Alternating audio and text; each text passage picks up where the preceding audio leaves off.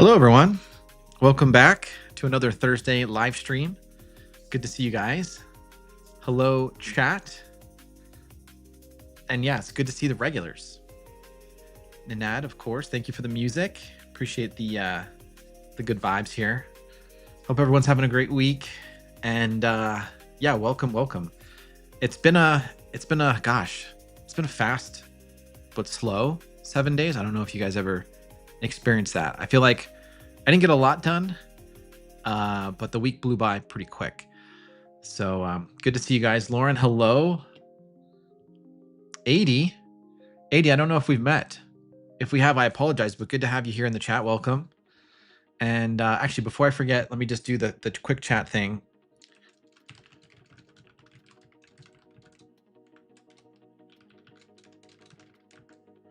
Let me pin my comment here. And if you guys have a question on anything YouTube related. So on this stream, every week we get together, we hang out for an hour or so and we talk all things YouTube. If you're a small channel, if you're brand new, if you've got questions and you just want to talk to a bunch of other folks also doing YouTube stuff, you're in a really good spot. And yeah, it's good to see you. Good to see you. What's up, Lego? Good to have you as well. Happy birthday once again. And no, I will not be singing. Hope you enjoyed your birthday and your birthday live stream. Nafisa, hello. Chappie, welcome back. Welcome back. Crytone, how are you? I'm doing well.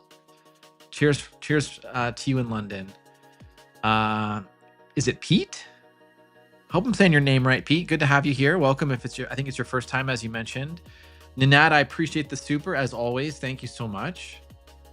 Yeah, it's good to see you guys. Naz, Kat, Mahood, Veronique, and Andrew. What's up, Andrew? I think you're at work. Yes, I wasn't lying about Ninad's avatar. And Blas, good to see you, man. You guys, I don't know if you noticed, but our good friend Laura, let me see if I can find it. She's live streaming right now. Well, she was. There she is. I was just in there. She's crushing it. She's doing this full-on webinar talking about relationships. And yeah, she's amazing. So if you don't know, Laura's in our school community. And she has a really cool channel where she helps people in relationships, which is basically everybody. So really good information in here. And I'm just proud of her because this is her first live stream. And she's got 29 people watching. She's a half hour in and she's crushing. She's just got like this really awesome confidence on her content. I just love to see it. So good job, Laura. Well done. But yeah. If you guys get bored of me here, go hang out with Laura. Give her some love. Tell her what's up.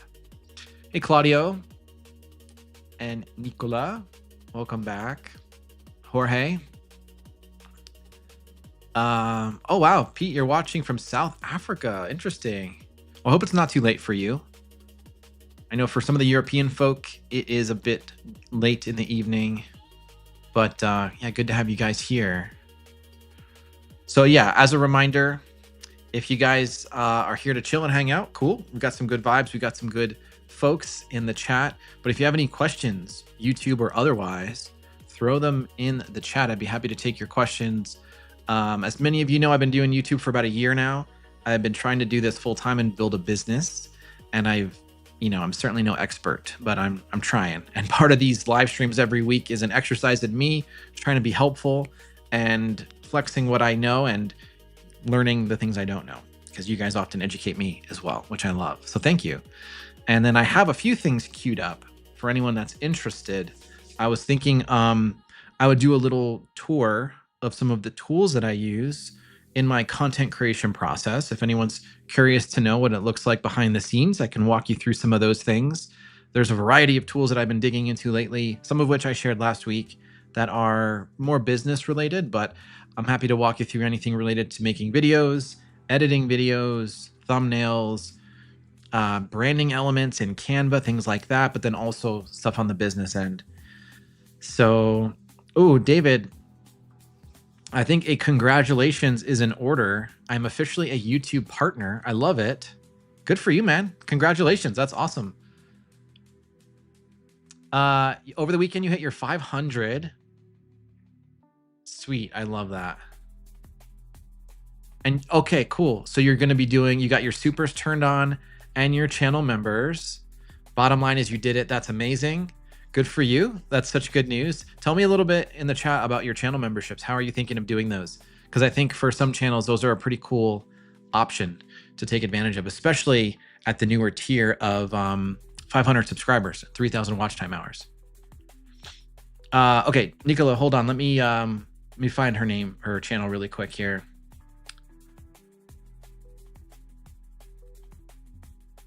I'll put the link in the chat. So that link, by the way, is if you guys are interested in checking out Laura crushing her first live stream here on YouTube, giving some killer relationship advice. I would say her stuff's probably more valuable than my stuff. Just saying. All right. Mahood's got a question. Could I suggest a free website for music without copyright, I'm assuming? I have been using just the YouTube native music library.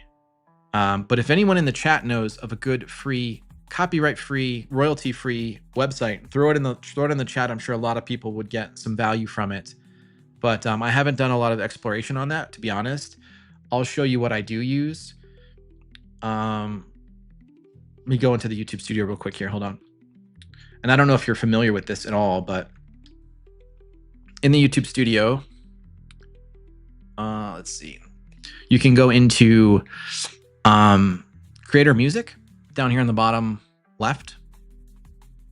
And then what I normally do is I just look at all the free stuff because I'm cheap. So you can go to free and then you can use some more filters. So I do license duration forever. And if you guys have any other tips on how to do this better than me, let me know, because I've only used music a few times in my videos, but this is how I would do it essentially. The problem, the big problem with this though, is the filters are kind of crap. Like the genre filters, they're not very good. But all that to say, you can find some good stuff in here. Price $0, license duration forever. You could take out the vocals if you just want instrumental, which if you're doing any sort of talking in your video and you want an underlying music track, you probably don't want vocals. So I would do instrumental only. And then you can pick the mood, you could pick the genre, and then you can just download it for free. And you can put it in your video and you don't need to worry about attribution or anything in most cases. So that's basically what I've done. And you can save some of these to your favorites as well, so you can come back to them later on. Or you can make your music with AI and then you don't have to worry about any copyright, stuff like that. And I know a guy, so just let me know. He does charge a premium. You have to be his friend, which is a big price to pay. Just kidding. But great question. And I'm curious actually too, I'm glad you asked that, because I need to know for my own education if there are other websites out there that I should be getting into for free music.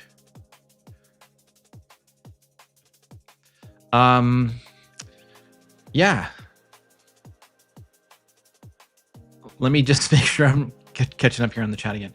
Stand by. Big Mayo, what's up, man? Good to see you. Troy, hey, dude. It's been a while. Yeah, no worries. Good to see you, man. Welcome to the stream. Yeah, we got to catch up again. Jorge's got a question.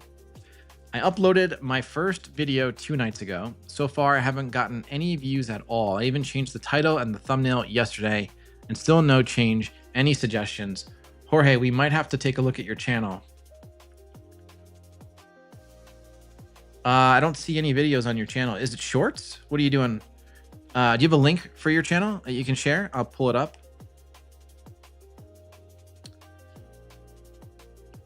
But it's in Spanish. That's okay.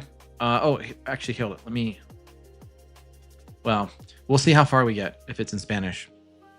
My Spanish is not existent. Okay, so first video. I wonder if I can translate this. Hold on, translate to English. All right, so here's your title. Over 50, start your YouTube channel and generate income. Okay, I like the title. What about, I mean, I think it's a good title, actually. Maybe how to start your YouTube channel and generate income. Maybe something like that. How to? Honestly, you might just need to give it some more time. It's your very first video. The thumbnail, obviously I can't translate the thumbnail, but I would say functionally there's nothing wrong with the thumbnail. You're big on the right side, which is good. You got some text on there. There's not too much text. There's not too much clutter. I'd say maybe the text could be a little bit bigger, and the subtext could be a little bit like fatter and bolder and have more contrast to the background, because on the far left side of the text, it's kind of hard to read. But honestly, like for a first video, this is actually pretty good. Now, you know, the contents of the video itself, we'll have to see. It looks like mostly a talking head. And just some practical advice for future videos is try to get your eye line. You see where your eye line is right here? That's like pretty much the center right of the video. You kind of want your eye line up here in the middle upper third. So if you can imagine drawing quadrants on this frame, you would want to be a little bit higher in the frame, if that makes sense. This is a small detail. It's not like going to make or break a video, but it's just something I recommend in terms of framing your video. Let me actually find something for you, because I feel like this might actually be really helpful for a lot of folks. I'll put a link to a video that I share with absolutely everybody, because I think it's a phenomenal video for anyone just getting started, especially people filming with their smartphones. The channel is called Content Creator Original, and they have some really good stuff. I don't know if you guys know Anthony Gallo. He's amazing. He has a whole crap ton of businesses out there, and YouTube is a huge lever for him in terms of bringing in views to sell courses. But let me find this one video, because this will help you guys think a little bit more clearly about framing your shots when you are filming. Now, of course, now that I'm looking for it, I can't actually find it. Give me a sec here, I'll find it.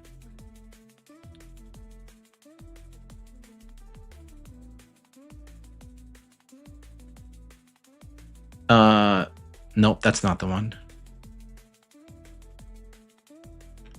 Oh gosh. Here we go.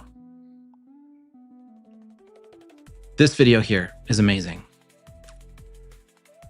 So for anyone that is making YouTube videos, if you're making talking head videos and you're using a phone, or really, it doesn't matter if you're using a phone or not, but I'm imagining most of you are. Watch this video start to finish, take some notes, because he really helps you think about framing your shot, where you should be sitting, where your eye line should be, and just how to record a better video at home with just very simple equipment. So I know that was a little bit of a detour, but Jorge, just keep posting. And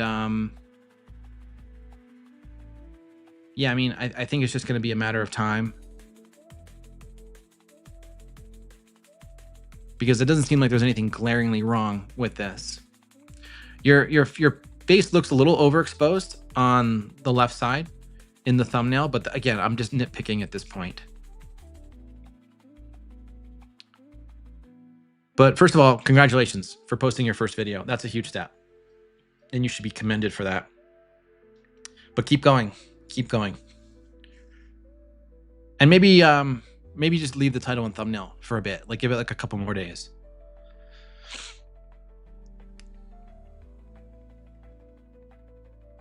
Let's see. Okay, so David, coming back to your question, or I guess not a question, but your comment earlier about joining the YouTube Partner Program. Here are your tiers. So you're going to be doing a $1.99 per month and a $4.99 per month. You didn't want to charge a lot because I'm obviously a smaller creator and it can change as I grow. Yeah. And I think part of it too is it depends on how much work you want to put into it, what kind of perks you want to offer for your members. And again, if this is helpful to you guys, I'll break down really quickly how I do my channel memberships.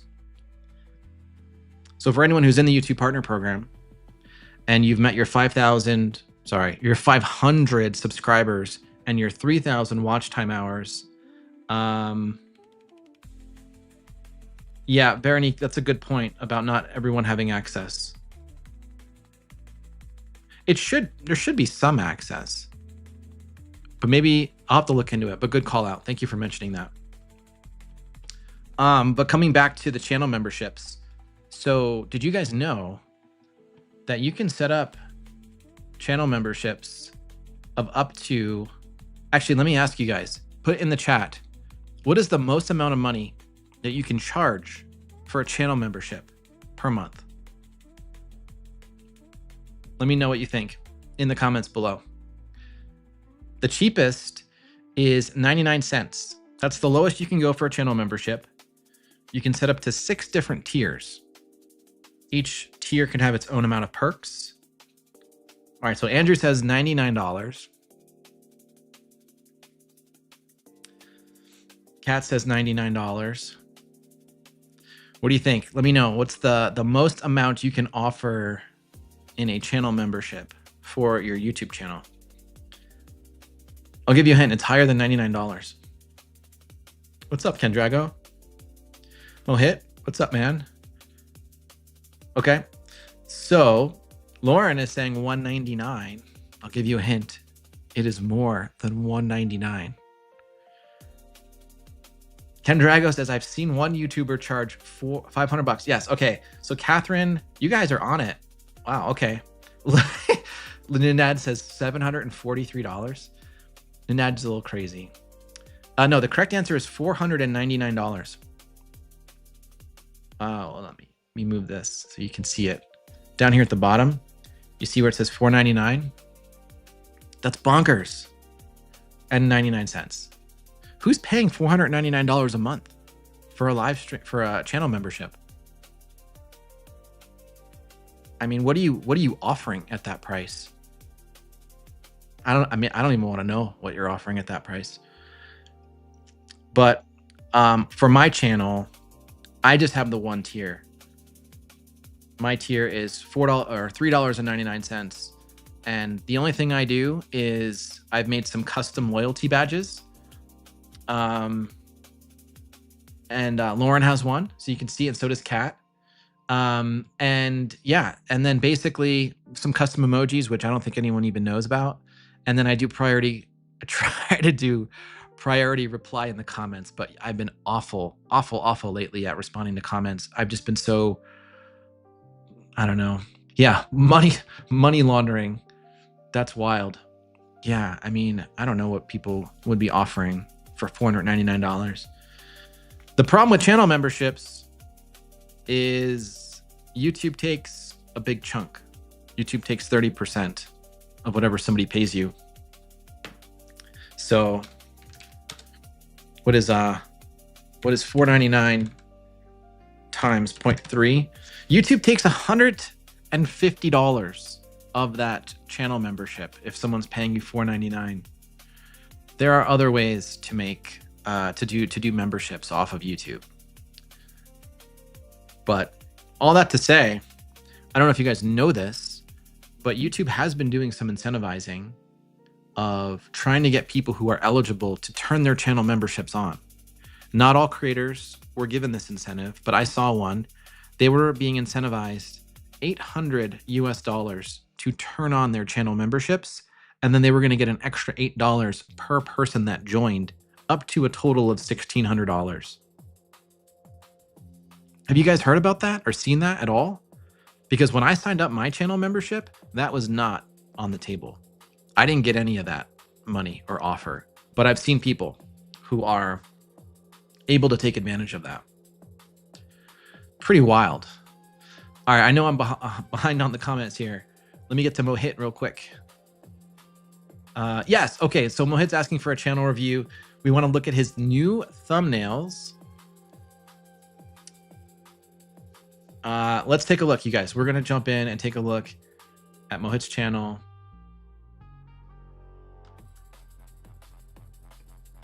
And we're gonna roast him like we usually do. Except we don't. We're nice here. All right. Let's get some Mohit feedback love going on here in the chat. He has refreshed his thumbnails. Was it for all of your videos? Basically for all of his videos. Yeah, that seems like a lot of work, but good on you. Bit of a spring cleaning on your thumbnails here at the end of the summer. I mean, I think I like it better, Mohit, because it's adding a little bit more visual diversity, right? Because before it was the same sort of static shot with you in it, and the only thing that was different was like maybe your expression or your pose, and then your thumbnail caption. But now in this case, there's something more going on. Now the question becomes, does that distract from the thumbnail caption?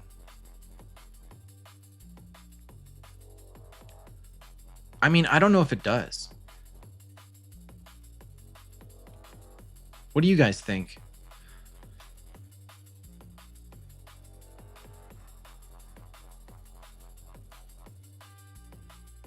Yeah, I don't know. I mean, I guess I'm on the fence a little bit. I feel like the text is still very easy to read. Maybe the text here is a little bit harder because you have the word answering against the white background. If that was a little bit lower against the couch, it might stand out a little bit more. But I'm curious if you've seen any differences in your CTRs on these videos, Mohit. Yeah, sounds like an insane work session. Hey, Ron. Mohit, any changes to your CTR? I know it's only been like a couple days, right? So we might not even know. But yeah, I think every now and then, I think it's a good idea to revisit and potentially refresh, especially if you have, like on my channel, I have had so many different iterations of thumbnail design, and my current thumbnail aesthetic is probably on like the last 20 videos, but then the ones older than that are with my kind of like older aesthetic. So I don't know, it's kind of ugly to look at if I'm being honest.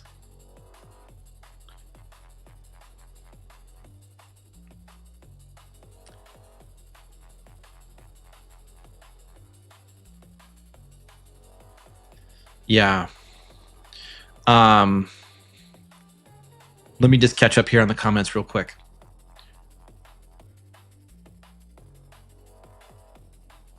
Yes, Andrew, that's what I was looking at earlier.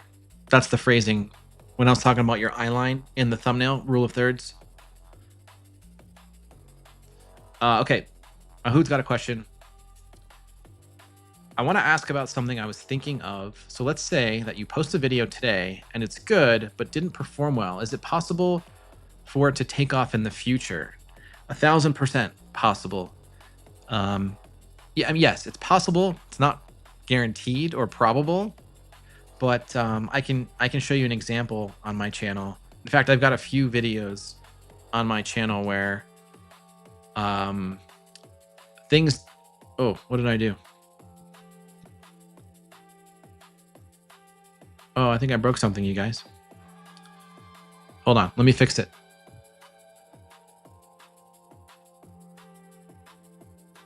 There we go.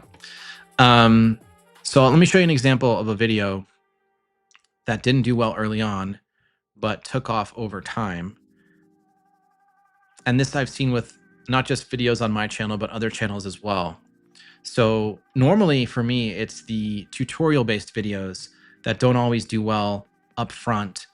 Let me see if I can find it.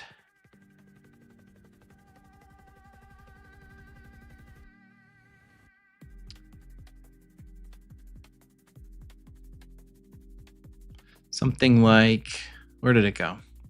Hold on, I'll just look for it. This one here. So you can kind of see, you guys can see the graph, right? This is the views over time. You know, when I posted this video, it got a couple hundred views in the first couple days, which is normal. But then it was like, it didn't really get that many views over the first, 4 months. And then it started to take off, and this is like, it can happen. It just depends on the video and if people are searching for things, or if this video becomes suggested when people are looking at other content.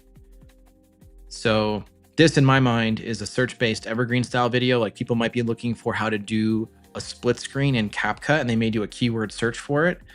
And some of the views within the last 2 days are specifically coming from search and external. And external is essentially Google search. So what is that? Almost 50% of the views over the last 2 days have come from search.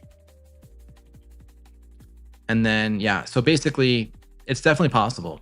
And that's one of the benefits of YouTube, unlike other socials, is like the things that you put on your channel today can do well years down the road. If you think about Instagram or TikTok, that's not a possibility.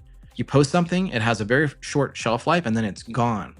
On YouTube, everything has the opportunity to live on in perpetuity, which is amazing. And so the more you add to your library, the more this compounding effect happens over time. So yeah, that's my long-winded answer, but great question, Mahood.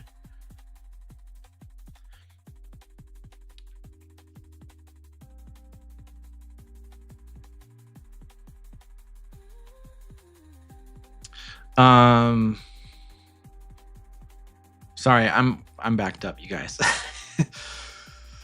Yes, Mohit, I am close to 10,000 subs. I'm actually really excited and ecstatic about that. I'm at 9527 right now, and I've gained 2,800 subscribers in the last month. So a huge chunk of my current subscriber base I picked up in the last 28 days. I think some of that is to do with these 2 videos, the 2 viral videos on my channel that are doing well.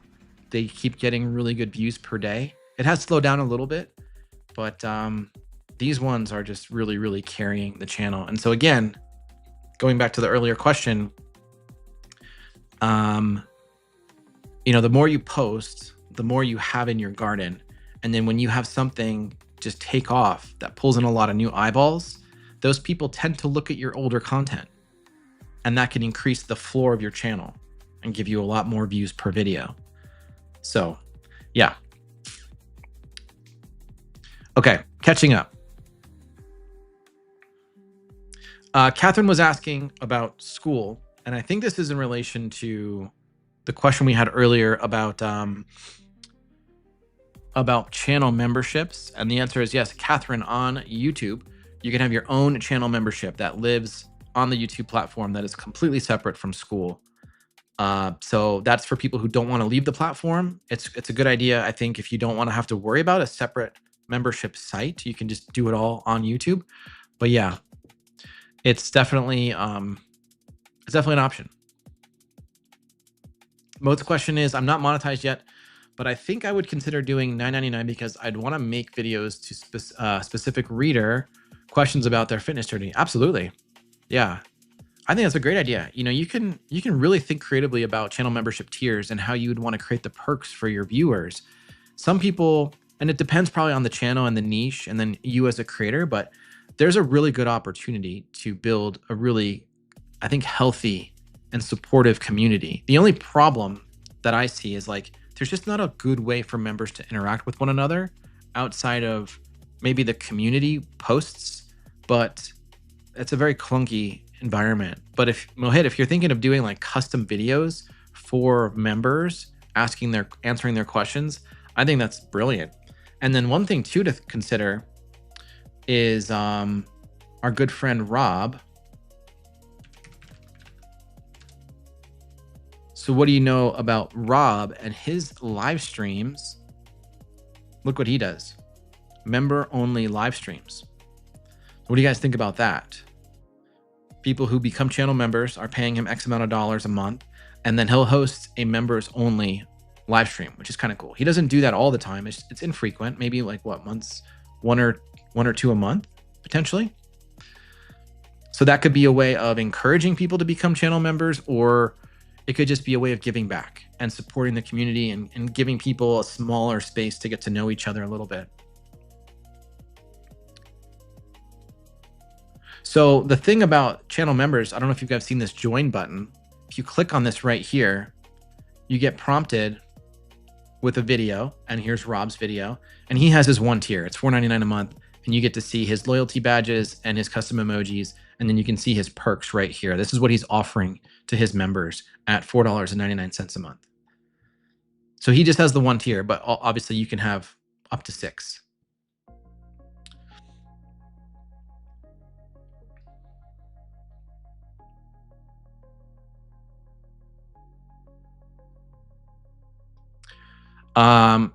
You'd be surprised, my friend.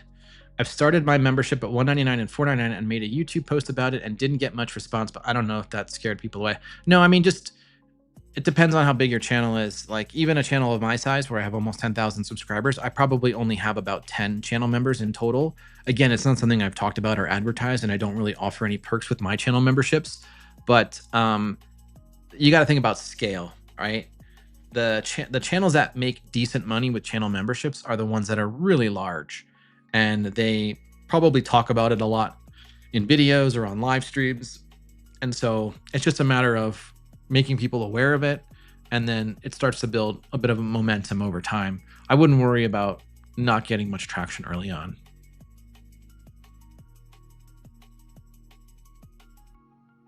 Oh, nice. So you got 14 custom monthly badges. That's crazy. That's wild.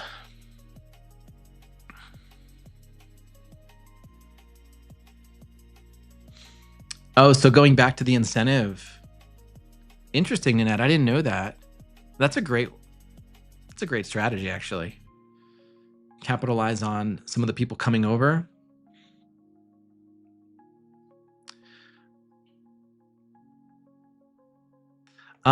It's Rigby is asking if I review gaming channels. I can, I just don't know anything about gaming channels, so I wouldn't be giving you the best advice possible. But if you have questions, like general YouTube related questions, just let me know. Sean is asking, I've just started my channel, 4 videos and 37 subscribers. Nice. Congratulations, Sean, on getting started. And you're considering a weekly live stream to help my audience. Is there any advantage or disadvantage to starting one so soon? I don't think so. I think the advantages of starting a live stream early when you don't have a ton of subscribers is you probably won't feel this like huge surge of pressure to perform for 100 people, right? You're going to have a small, potentially 1 or 2 people joining, and you just get to chit chat with them and see what they're up to and ask them questions and try to be helpful as best you can. And you'll be doing this in a very low stress environment, which is good to get started. And that'll help you work through the technology, figuring out what does what. If you haven't done any live streams before, there's a few things to learn about how to set them up, but that will prepare you for when your channel gets bigger and you get more and more people on the live stream. The only other thing is, like, you know, it can become a time commitment. I don't know how much time you have in your schedule, but I carve out 2 hours a week for live streams. I try to do the full 2 hours Thursdays, which is today. For me, it's a low effort, low friction way of getting in touch with my audience and showing up on YouTube. It's another touch point on YouTube, which is important. So I think it's a good habit to develop, especially if your focus is on community and audience building. So I would say give it a shot, Sean, as soon as you're ready to do it.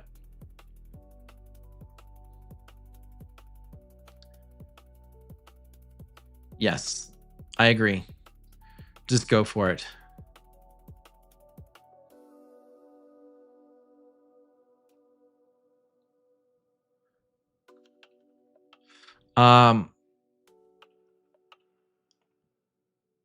Nice, Chappie. Cool, man. Glad to hear it. Made the changes and upped my game a bit. Cool. I like it. I like it. Thanks for mentioning that.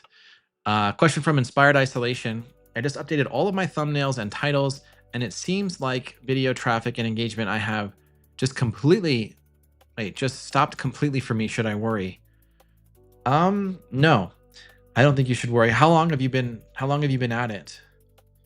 And let me see if I can find your channel really quick here. Maybe we could take a look at it.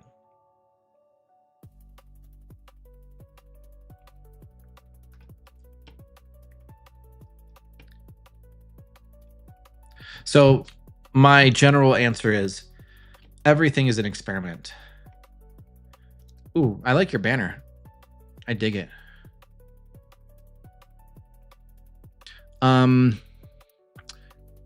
You could probably get rid of this stuff right here if I'm being nitpicky. And if you're asking for my advice, which you might be, I don't know. The welcome stuff doesn't need to be there. I would just start off with what the channel is about. So basically, this is the sentence about what your channel is about, but is it more about homesteading? Because I feel like solo living or homesteading might be more attractive ways of describing your channel for people that might also feel the same way. But again, small detail. Honestly, I think your thumbnails look good. You're 8 videos in, 35 subscribers. You've been at it for 4 weeks. Just keep going. You're doing all the right stuff. Your thumbnails look great. Your video lengths are, I think, you got some short ones in there, which is good. I think early on, shorter is probably better than longer because it's less work for you, and less is more, I think, early on.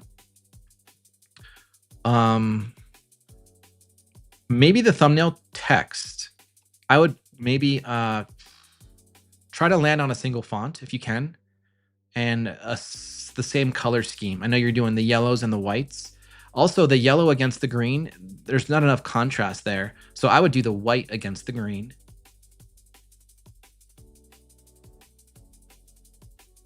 And then what you'll find in time is that if you can like in your thumbnails, because I feel like it's going to be you out and about, or your face plus text, make the text something really grabby, right? So like move in silence. I don't know if that's like, I don't really know what that means. Like, I guess literally I know what that means, but what does that mean in the context of the video?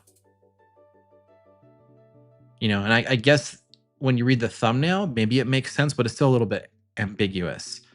So clarity is probably the most underrated thing you can do with your videos, is just be really, really clear on what the video is about in your title and your thumbnail.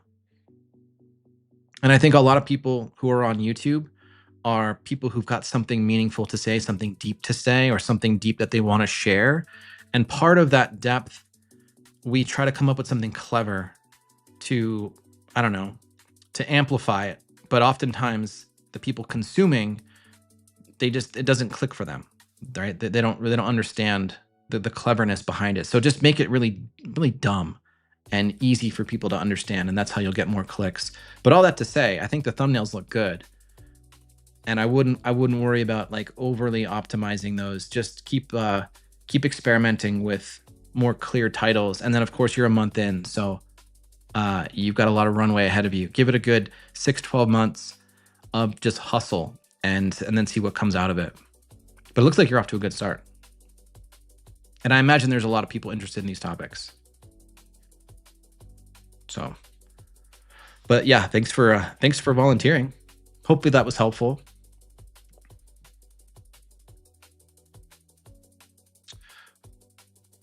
Okay. Techno Bento. I love that name. So the question is, because of the work, I will need to gear down my video posts to once every 2 weeks instead of once a week. Would this impact how YouTube pushes out your content? Probably not. As long as it's like good quality and people are engaging with it in a meaningful way. I think there's kind of like two schools of thought. First, at the big macro level, do what's possible. Do what you can. Do what you can do without burning out, right? Don't force something if it's going to make you miserable, if it's going to pull you away from more important things in life. So if every 2 weeks is all you can do, then stick with that. But just put in your best faith effort. Like, just do as best you can within that time constraint to get a good video out.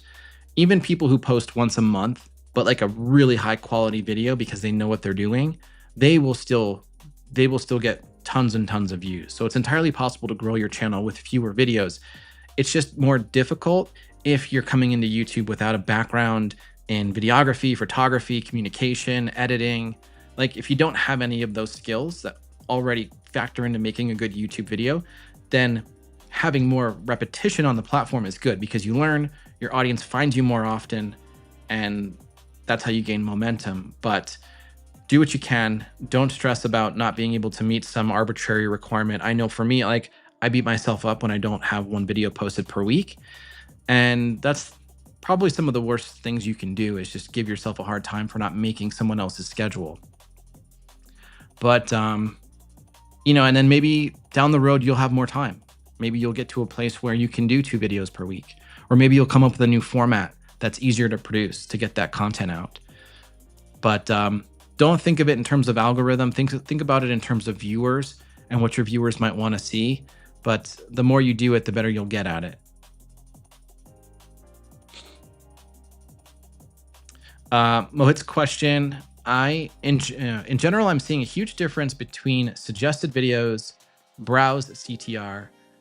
My browse feature CTR will be 5. Yeah. So check this out, Mohit. I have the same problem. So what Mohit is pointing at, you guys, and this is for any of the data nerds on the call here. In the YouTube studio, you will see for any one video. Let me pull up this one. Actually, this might be a bad example. If we look at the click-through rate by the traffic source, let's see if it's in here. Hide. Yeah, so check this out. Can you guys see this? It's kind of hard. Basically on this video, my suggested CTR is 1.8%, but my browse is 3.9%. That's a huge difference. Does anyone know why that's the case?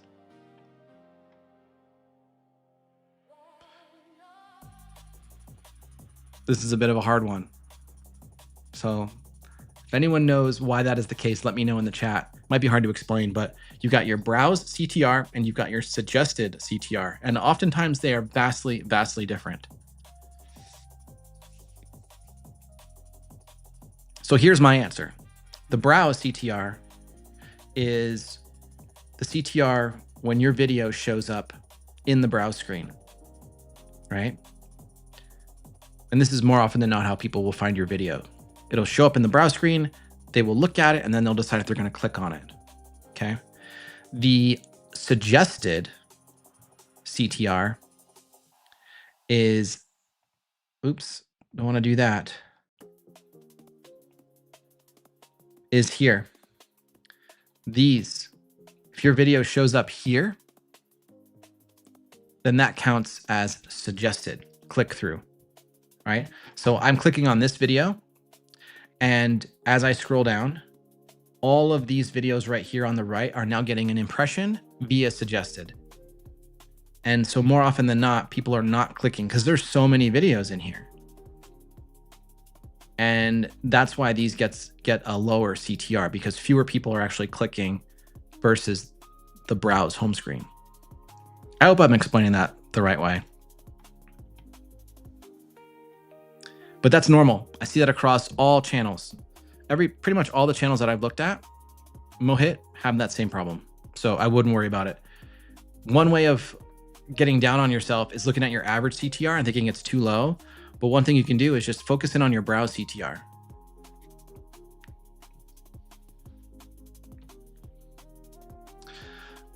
So we got Naz up in the chat here. How are you finding the process for hiring an editor? Great question. I'm glad you asked. I have found an editor, and you might know him. His name is Andrew, and he's in the chat, or he was in the chat. Andrew, I don't know if you're still here. Yeah, Andrew's still here. So yeah, we're going to work together. I had a chance to talk with quite a few editors of all different experience levels. And I'm excited because, obviously we know Andrew from the community, and he's a stand-up dude. He's got a great channel. He does really good work. And just watching his channel was like, okay, this is like a no-brainer. So I'm excited. We're going to get started hopefully pretty soon here. So Andrea, yeah, you're still in the chat. Good to have you, man. And excited to work together. I'll let you know, Naz. Oh, you'll obviously be able to see because you'll be able to see the videos. Scratch and Win, hello.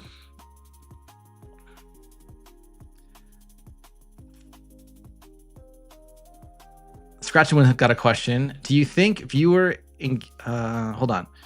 Do you think viewers engage in more playlists challenges rather than normal videos? I do lottery scratch off tickets, and I'm thinking about doing different challenges and series. You're not monetized yet.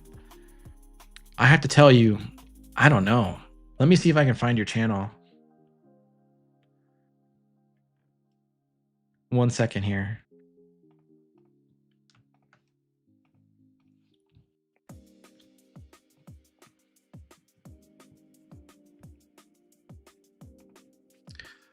So Scratch and Win. Let's go through this journey together as I hunt down those big claimers. Okay. How are the live streams going?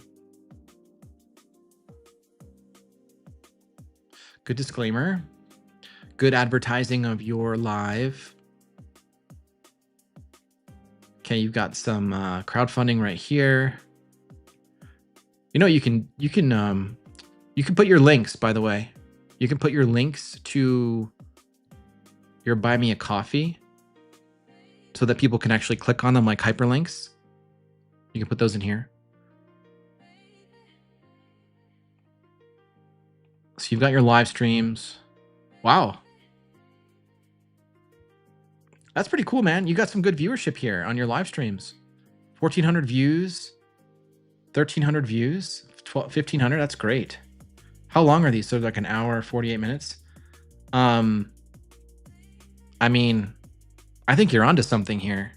I think this is going to help you get, I'm curious like what the average view duration is on these. I got to imagine it's pretty decent, right? People are probably like just sitting there in anticipation of you winning something. What an interesting channel. Maybe I'm just dense and I didn't know about stuff like this, but how clever is this? If people are actually interested in watching scratch offs, once you get monetized, you can repurpose all that money to buy more tickets, right? And then you can do more live streams and you can make more money and then you can buy more tickets and then you can do more live streams and then you can make more money. Am I thinking about this the right way?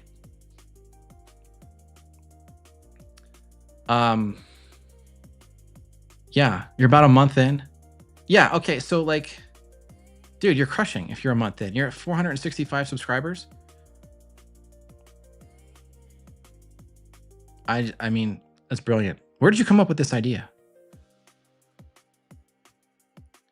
So you've got a handful of long form. I wonder how the long, 23,000 views on this. Okay, cool. I mean, no disrespect at all to the niche, but who's going on YouTube to watch other people play with their lottery tickets? I think it's a cool idea. I wouldn't watch it, but you know, more power to them.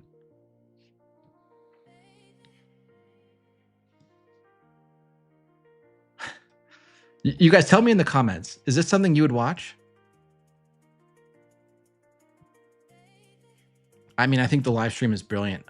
Just keep doing that. That's going to help your watch time. How much watch time hours do you have? And I wonder if there's any like weird YouTube rules around monetizing this type of content. Have you looked into that?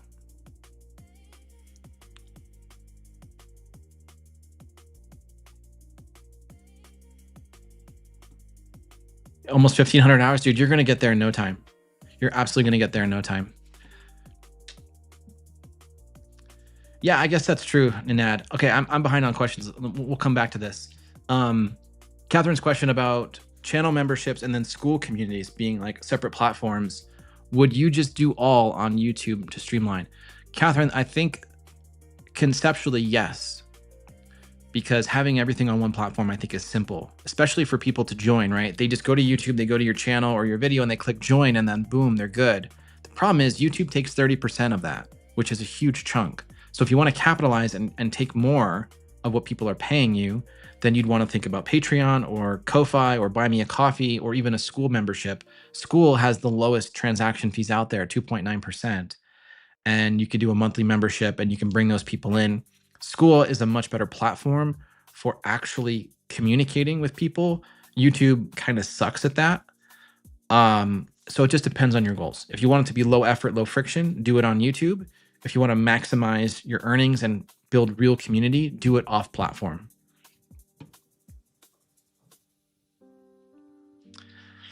And Inspired, thank you for the super. I appreciate that. And I think I may have missed somebody else as well. No? Okay. So Catherine, I hope that answers your question. Claudio's asking, is it possible to change existing public videos as member videos later? I don't know. That's a great question. Let's try and find out. So for example, if we want to change this video, yeah, you can. If you have a regular public video that everyone can see, you can come in to your options in the YouTube studio and the details and then click member only. And then you can pick which tier member gets access to it, or you can do all channel members. So Claudio, the answer is yes. You absolutely can do that. But good question. I didn't know that.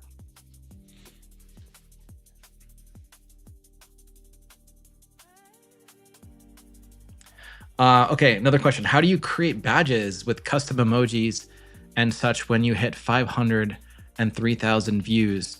I used Canva to make custom badges. So let me show you. In my Canva, I actually have a project where I made different badges for my YouTube channel membership. I just have to find it. Might be in here. Yep. So basically what you're looking at, these guys right here are the badges that I use for my channel members. I went to the elements, I typed in like YouTube, and I got some generic looking YouTube logo. And then all I did is I just changed the color and I dumped all of these out and I uploaded those to YouTube as my loyalty badges. So that's pretty much it. It's pretty straightforward.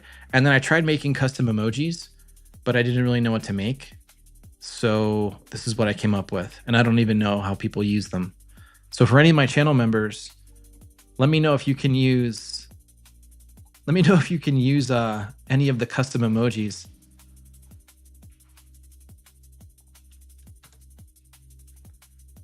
Type them in the chat. Let me know if they work. I don't think I've seen anyone use them.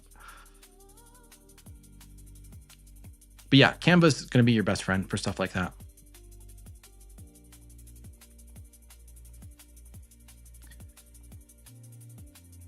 Okay, Life with Ricky. Want to go live soon, but not sure whether to go vertical or horizontal. Do both work for watch time? Yes, they both will work for watch time. I think the main difference though is going to be what kind of audience you pull in when you do your live stream. And this is anecdotal. I haven't done this myself, so I'm only going off of what I've seen other creators do. If you go vertical, meaning your phone is tall up and down, then your live stream will show up in the shorts feed. So people who normally scroll for shorts, they'll see your live stream and they'll click on it and they can watch and hang out. Now, who do you know that watches a lot of shorts? Typically it's younger people. And depending on the time of day and if people are in school, I've had one creator that I know do a vertical live stream and she had a bunch of like 12-year-olds join her live stream chat and they were just trolls and being toxic and just like jamming it up and it was no good. The benefit is though, you get a lot of views, you get a lot of eyeballs because people are just kind of scrolling through. So those live streams can, in theory, get more views than a horizontal live stream, which would be the landscape one. So, but the watch time from both of those do contribute to your 4,000 watch time hours. So I think the question to be asking, Ricky, is what kind of audience do you want? Because you may end up getting a bunch of bored teenagers who just want to jam up your chat. But I would still tell you to try. I would encourage you to experiment, see if you like it, see how it functions on your phone. If you're having a good time with it, then just keep doing it.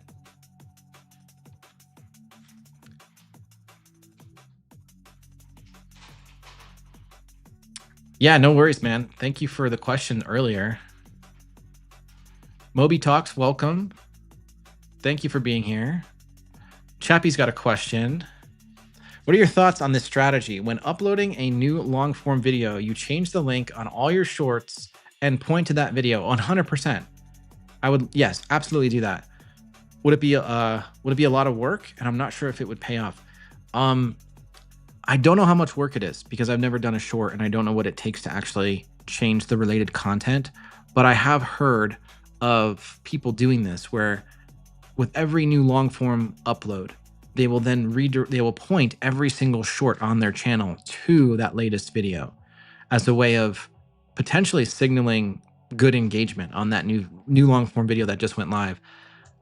But Chappie, you'd have to experiment. How much time and effort does it take to convert that? And is there a bulk way of doing it in the YouTube studio?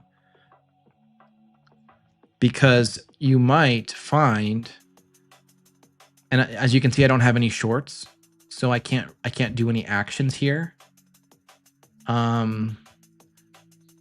But you might be able to do a bulk edit and potentially change the URL of the video that it's related to. But you'd have to tell me. I'm just guessing.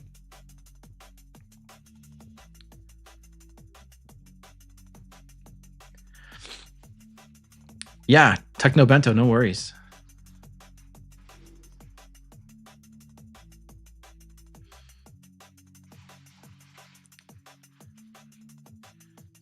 Yeah, I'm just now getting through the comments about Andrew being our editor.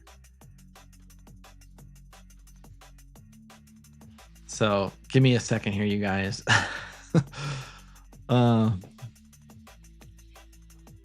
Yeah, I agree, Ted. That channel is doing amazing for 1 month in.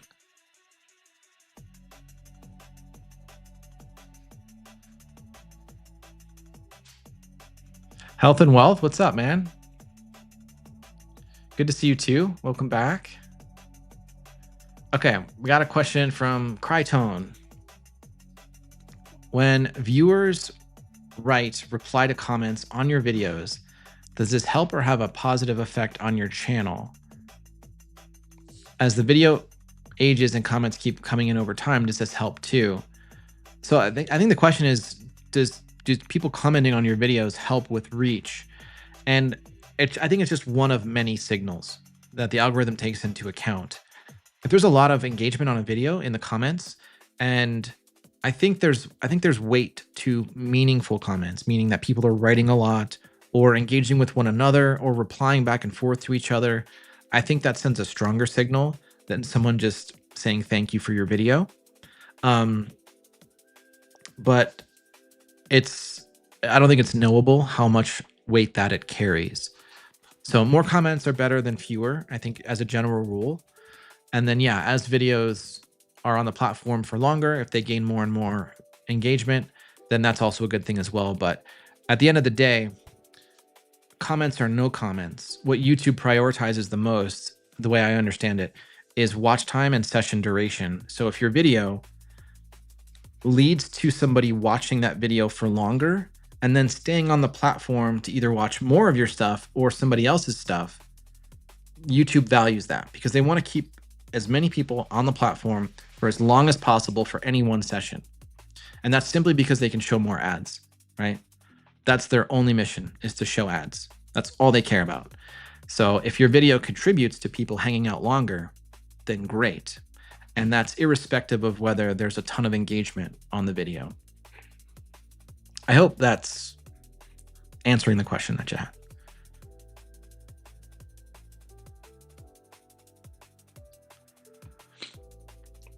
Okay, so I'm finally getting to the emojis. So Sherry and Lauren, it looks like they work. Cool. Yeah, I didn't know what to make when I made those emojis. I just, some random stuff. But you guys, you're the cool kids because you're the only ones that get to do those emojis.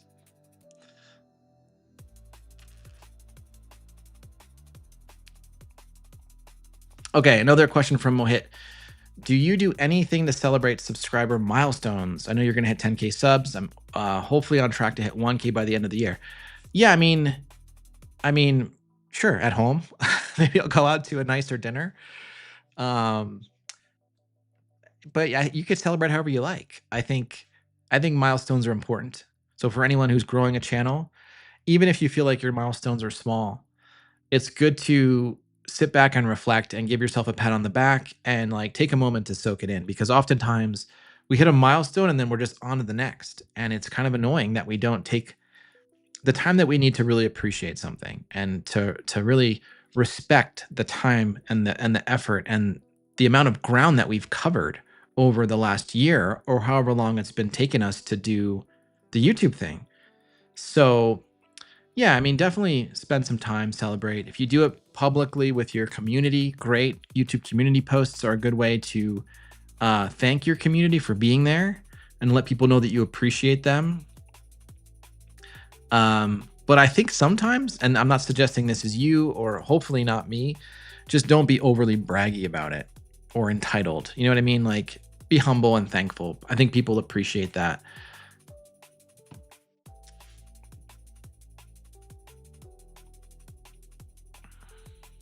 Yeah. So,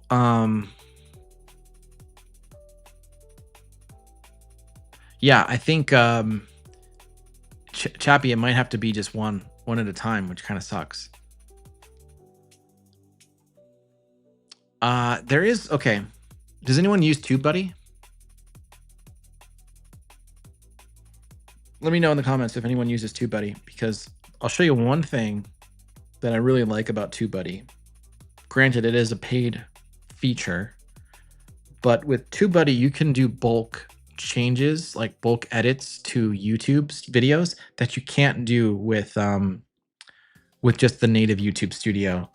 So one thing, Chappie, you might want to maybe ChatGPT this question, is ask ChatGPT if TubeBuddy can bulk change related content on shorts. But one thing that I love, and I don't know if you guys know this, but there's a find and replace feature in TubeBuddy. And basically what you can do is you can say, hey, go into my video descriptions and look for this text. And if you find this text in any of my videos, replace it with this text. Right? So think about that. Imagine you have an old link in 100 of your old videos and you want to get rid of that link and you want to replace it with an updated link. This will do the job, and it's amazing. It works really, really well. This by itself was worth the cost of the yearly membership. This one feature alone, in my opinion, because I have over 100 videos at this point. And if I have an old link in a video from 6 months ago, I don't want to have to go in and do it one by one. So I use the find and replace feature whenever I have new links that I need to get into my descriptions. And if you look at all 100 plus of my videos, you will see that they all have an identical description in terms of the links and the layout. And that's because TubeBuddy's find and replace feature helps me do that. But TubeBuddy is freaking expensive. It was, yeah, it's not, I mean, it's expensive. It's way more than vidIQ.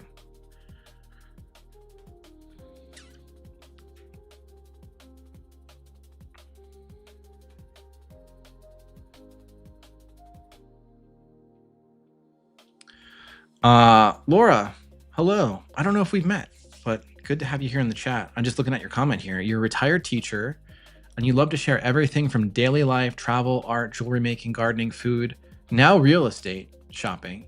215 subscribers after 8 years, discouraging. I totally feel you on that. I can see how that would be very discouraging for having put in so many years on it. But I'm curious to know, what are your goals on YouTube? Are you trying to grow a following? Or are you just making content on things that you're passionate about? Because if you're really just making videos on things that you love, then I wouldn't worry so much about growing the subscribers, because it may be hard to build a community around so many different topics. If you're trying to grow your channel and be intentional about subscribers and monetization and things like that, then I would say you probably need to pick one of those interests and not potentially make videos on all of them if in fact you are. So I'm making an assumption, hopefully it's the correct one, but let me know in the comments too if you have any follow-up questions on that.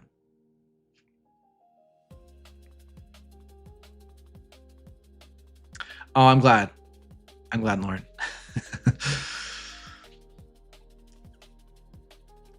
Okay, Kat's question. Can a video take off after initial reach has flattened off? Yeah, I think it can. And I showed earlier an example of a video. I think it depends on the type of video, Kat. I think if it's something that people will eventually search for in time, then your video could eventually find itself ranking in search. There are some, let me try to find you another example. Give me a sec here, you guys. I'm going to find an example so I can illustrate this a little bit better.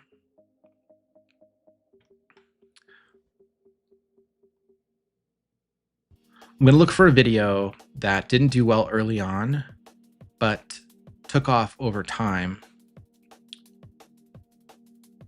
So this might be a good one. Let's see.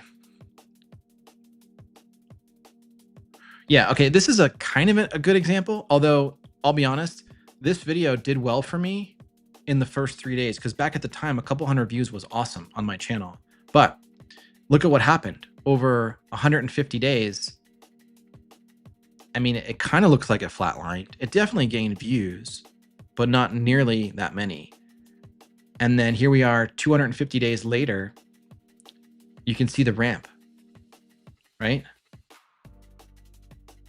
Does this make sense? Like, it kind of looks like it plateaued, right? And then it just shot up. So there's several reasons for this. One, it could be the topic. Two, it could be suggested videos. And in this case, this video is getting views from suggested and search. So the more you put out there and the more other people create, YouTube is like creating these links between videos in suggested. So yeah, the answer is absolutely. I hope that's a good example for you, Kat.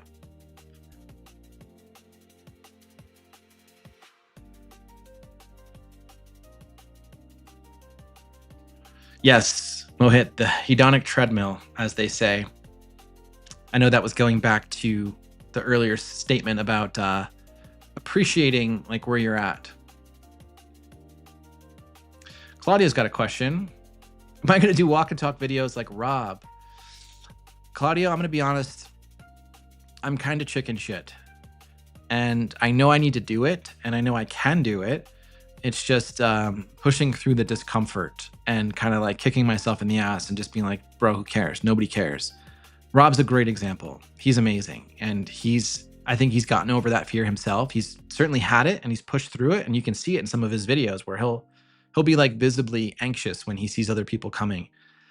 And I just think people really appreciate that because it just shows how human he is. And I know for me, it's a confidence building exercise to do it. And I would ask you guys, have any of you guys done a walk and talk video? And would your channel benefit from one if you haven't done one? Maybe we could do a walk and talk challenge and everyone who's in, raise your hand, and that'll opt us into doing a walk and talk video. Let me think more about that. Maybe I'll do a community poll and try and get some people to jump in on this challenge. And that might motivate me to do one as well. And then we can all post our links. I think we can post our links to our videos. But I like the idea. I think it's a really low friction way of connecting with your viewers and doing it without the fuss of all the equipment and just getting a message out if you've got one that you want to share. Maybe one day I'm gonna do it, Claudia, one day. I mean, I've technically done one, but it was really bad.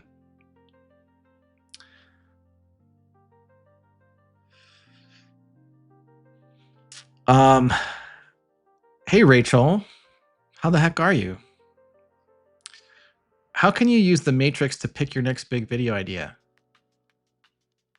Wait, what? What are you talking about? The Matrix?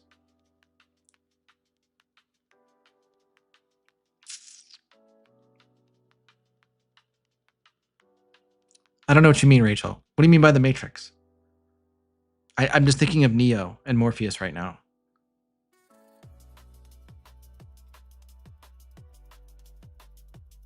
What is she talking about? Analytics. What about the analytics? You're confusing me. Do you guys ever use this on your in your YouTube studio on your dashboard? This over here on the right side. Do you ever look at that? It's a vidIQ outlier. For my channel, the recommendations are garbage. They are hot garbage. But on other channels that I've looked at, the outliers are amazing. So you should definitely check these out if you haven't, you guys.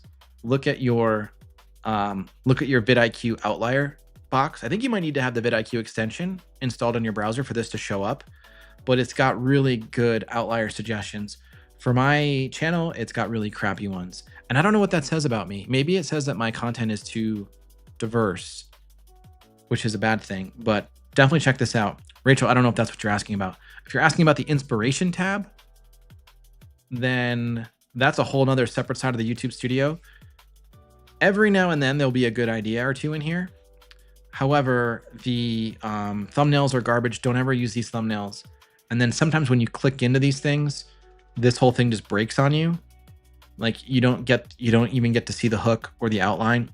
And of course, I would never rely solely on what you get here. Always do your own research and come up with your own ideas. But sometimes the topics that they're suggesting could be worth exploring. So Rachel, I don't know if that's what you're getting at.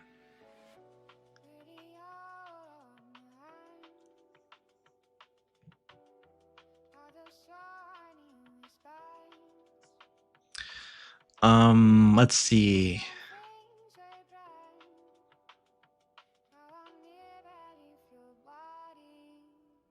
Yeah, Laura, you'd love to eventually monetize. Yeah, I think the best way to do that is to kind of niche down, come up with a singular focus, and try to be helpful in some way to your audience, and that will most likely be the cleanest path to getting the watch time and the subscribers that you need.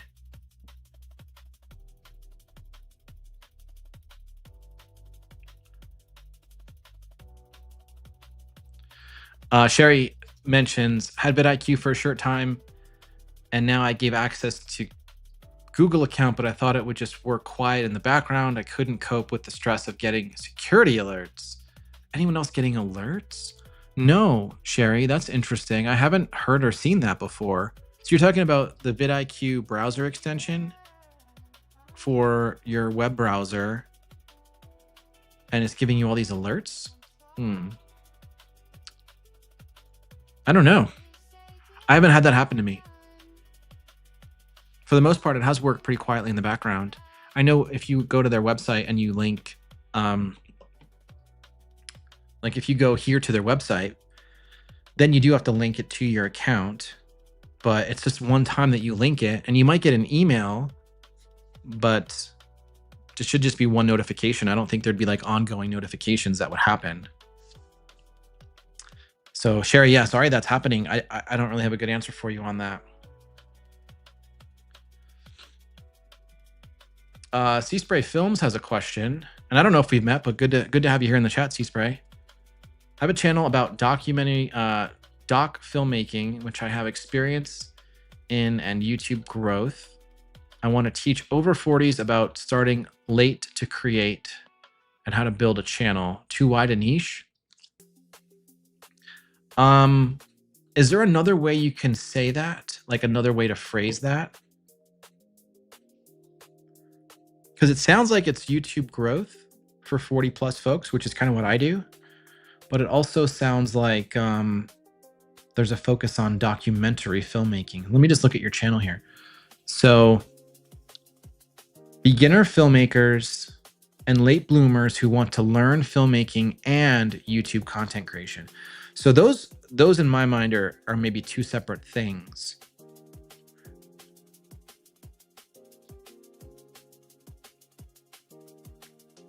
This is cool, by the way.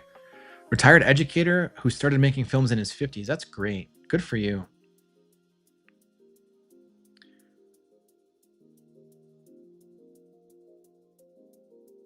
Yeah, so I guess if I'm misunderstanding, but maybe the niche is you're helping midlife folks and specifically to create documentary style films for YouTube.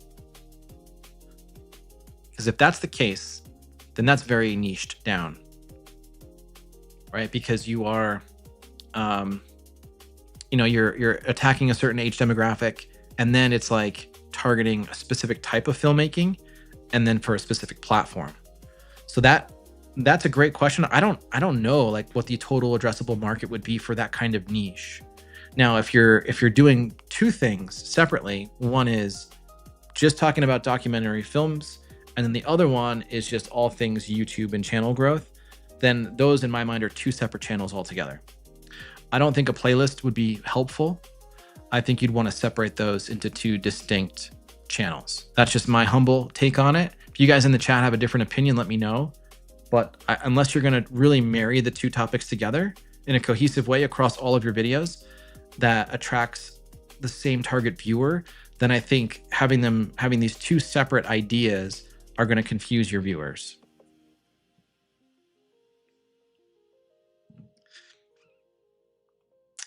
So I hope that answers the question. But I think it's a really cool topic. Like starting over midlife filmmaking, I love it. Good on you for doing that. Let's see. So Chappie, you've done your walk and talk, and it's been rambly. Yeah, same. I think those are meant to be rambly, unless you're really succinct and good. Rachel said, "Would the walk and talk work for the plant channel?" I mean, I don't know. Maybe not. Maybe not, Rachel. But have we talked about this? Because I know Jackie was doing this. What about going to Lowe's or Home Depot and going up and down the plant aisles and talking crap about the health of some of the plants or the price? Like just stirring up a little bit of drama, doing like a big box store review on the plants that they've got. So you're technically walking around the store. I don't know. Just food for thought. Blaz already did his walk and talk and it tanked completely. Yes. Yeah, mine did too. It was my third video on my channel. If you guys want to see a Thai walk and talk, I don't recommend it. But if you do want to see it, it's my third video on my channel. And it was bad. I didn't even film it the right way. I filmed it vertically. How stupid is that? But, I think it's a skill. I think it's a skill you develop. And also, it's one of those things if you have to figure out if your audience likes it or not. Like Rob's audience loves it. That's why he leans into it. He's so good at it. And he's just being himself. And that's why people really, really like it. I just haven't had the courage yet to pull the trigger on it. All right. So inspired isolation is in on a walk and talk. I feel like you have an unfair advantage because you're like out in the woods by yourself, aren't you? Or like in the yard. So like you're not gonna be around a bunch of other people. That's where the nerves and apprehension comes in. I live in Denver. I'm like 15 minutes northwest of Denver proper. And there's people everywhere. I can't go outside without running into people and dogs, which I love. Like if it was just dogs walking around, I would do walk and talks all day. But there's a bunch of people here. And also it's like 95 degrees outside. It's not sustainable.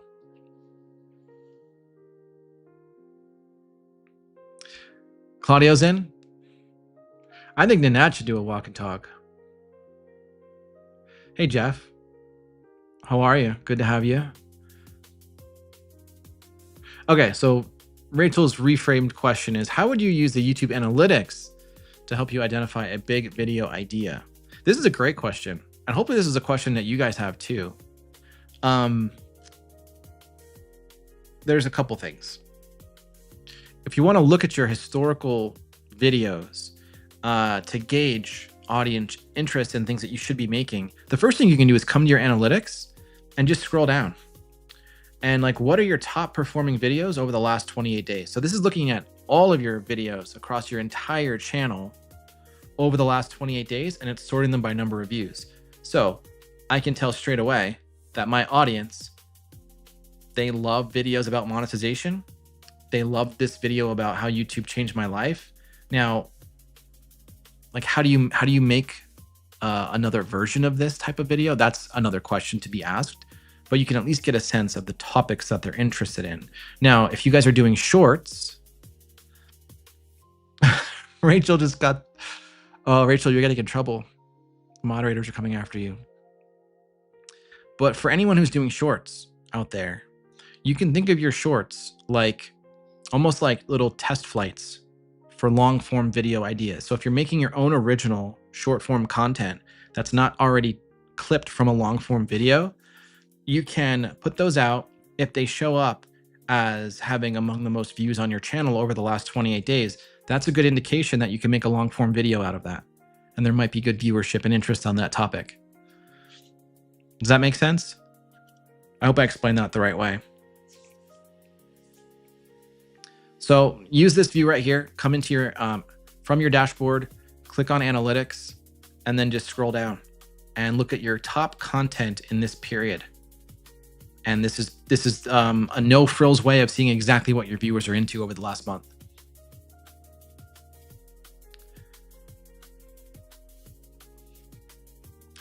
So I think that's helpful, Rachel, right? I know you got some shorts too, so maybe take a look and see.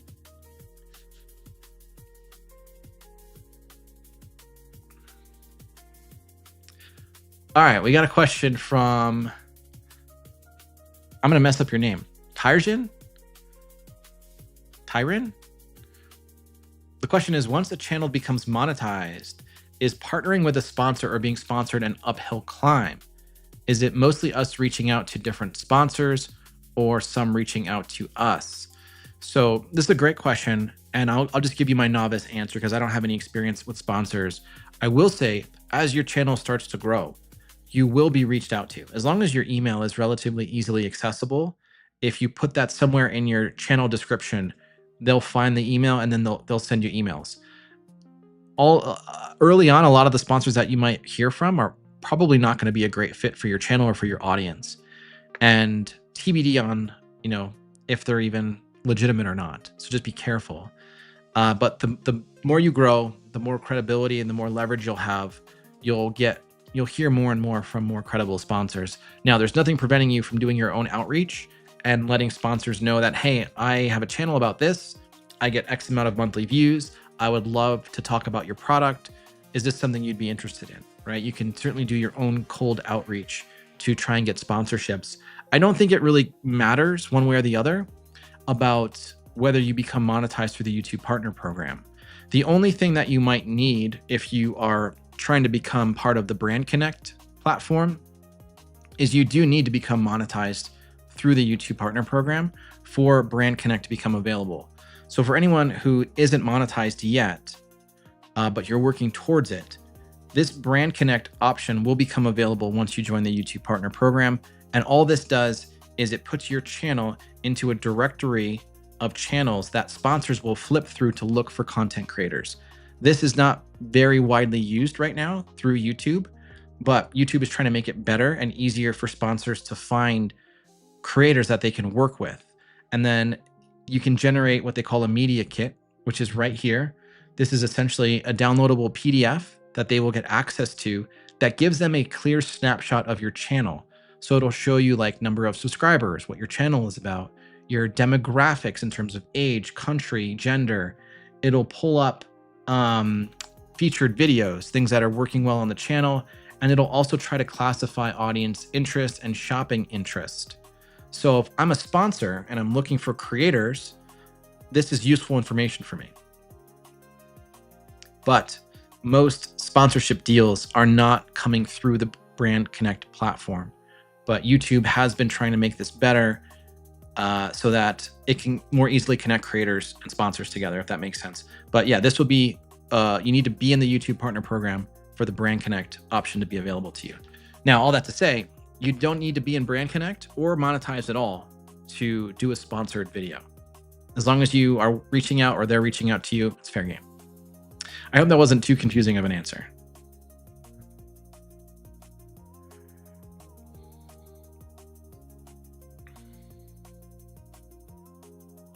I'm realizing how behind I am on the chat, so I appreciate you guys being patient with me. And let me just check the time. How are we doing on the time? I think we're doing good. I think we're doing good.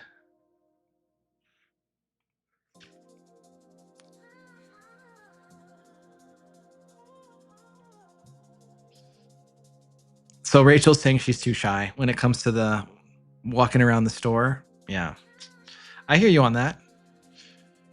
Show of hands, are any of you guys not shy? Like, do you have the courage to go outside and take your phone or your camera and just walk around in public and film yourself and talk to your phone and do it in a way where you don't care about what other people are thinking? If that's you, let me know in the comments, because I need to give you a round of applause, because I cannot do that. I'm in the same boat as you, Rachel. I am too shy. Nanette has no shame. Why am I not surprised? I could never imagine Nanette having any shame. Encouragement Seeker started out with a walk and talk. Okay, cool. I like it. Claudia's in on the challenge. Hey, Jen. How are you? Baltic Stream. I'm just loving that Rachel got throttled by the Nightbot. That cracks me up. Flawless Cross has a question. Why is it so hard to gain subs in the beginning? It's because the algorithm is sort of like it's almost like a flywheel where you need to build momentum. Early on, it's hard to know what your channel is about for most creators, unless you're really, really clear and specific and you've got a really good handle on packaging. You're likely not going to stand out early on. And that's why it takes a lot of practice and repetition to develop the skills of fine-tuning the packaging to becoming more appealing, to get more clicks. And then when people do watch, to have developed the skills of retaining them for longer, so that you're telling the algorithm this video is worth pushing out to other people who have these interests. It's, it's like you think of a train, a parked train requires a lot of energy to get moving. Even to just get moving at 1 mile per hour. A lot of effort goes into that. But then when it's cruising at like 35, 40 miles per hour, it doesn't take as much energy to keep that thing going, right? Because it's already in motion. There's already a ton of weight behind it, pushing that thing forward. So kind of think of your YouTube journey in that same way. It's like you got to put in a ton of effort on the front end just to move an inch. And then every inch after that gets slightly easier. And then after a year, after 2 years, the momentum it has built up. And then the level of effort required to get 100 views is a lot less than it was when you first started. But a lot of people, I would say 99% of the YouTubers out there, they all start in a very frustrated and slow pace. So don't let all of the overnight success that you see on the YouTube home screen get to you.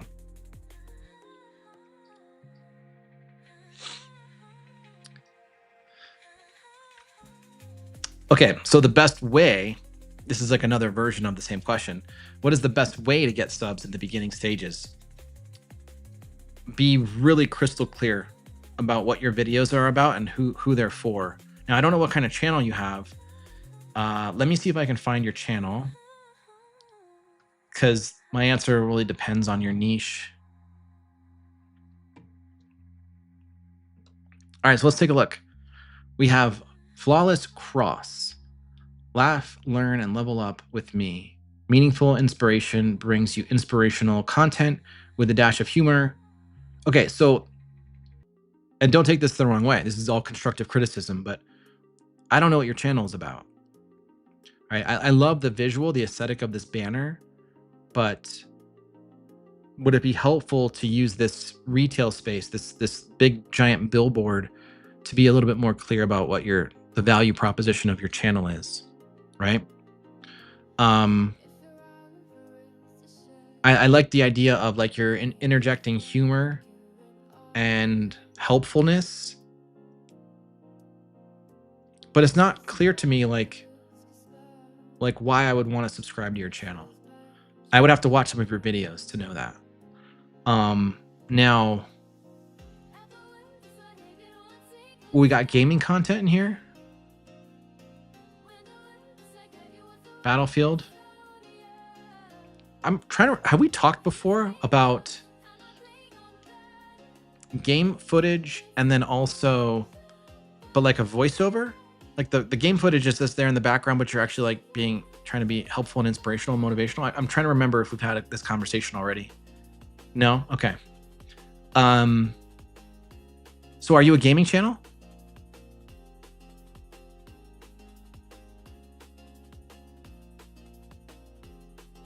Yeah. Gaming channels are hard, man. I don't know much about gaming channels other than there are a million gaming channels out there. So the advice that I would normally give to an educational or talking head YouTuber would be to try to be really crystal clear on helping other people, like being of service to other people, solving a problem for them, answering a question, creating community, helping them realize that they're not alone, like relating to other people. When you're making gaming content, like just random gaming content, like that has no context, is probably going to be very boring to the average person. They're not going to want to watch. If your gaming is really good and you've got a unique skill or a clever way of doing something or like a hack or a trick, then make a video about that and package it like that. That's how you're going to get clicks. When people are looking for gaming footage, I would imagine more often than not, they're looking for ways to get better at said game. So if you're going to make content about games, how can you improve other people through your content? Like, how can you make them better? What can you teach them? That might help you ramp up a bit more. And then you can do more casual videos. But if you're doing like 2-minute, like, I don't know what these mean. Flawless plays, like that's the name, that's your name, Flawless. But like, why do I care? You know? Just think of all of the other videos that you're competing against. How do you make yours stand out? That's a hard question to answer, but that's what you got to think about. So hopefully that's helpful. Thank you for the question though.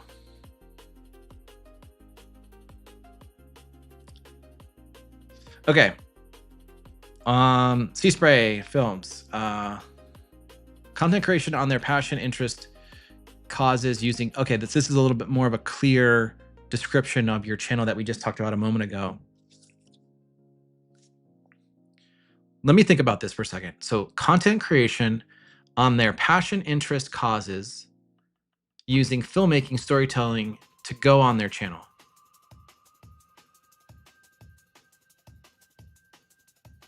No, I don't think it's too wide. No, absolutely not. I think it might be too narrow. But narrow can be good. So the question is, do you know, have you heard from people who have this desire to make films about their passions and specifically to put those on YouTube? If you're finding there's a lot of people that have that interest and they want to do that, then that's amazing. Just get really clear and targeted it in your branding and your packaging and in your videos about who you are and what you're doing. And that will help the right people find your videos. Because it sounds to me like if you're a midlifer and you want to make films about the things you're interested in and you want to put them on YouTube, I'm your guy. That's basically what you're trying to say, right? Let me know if I'm getting that correct. But that's kind of how you'd want to phrase it. And, you know, TBD on the addressable size of that market.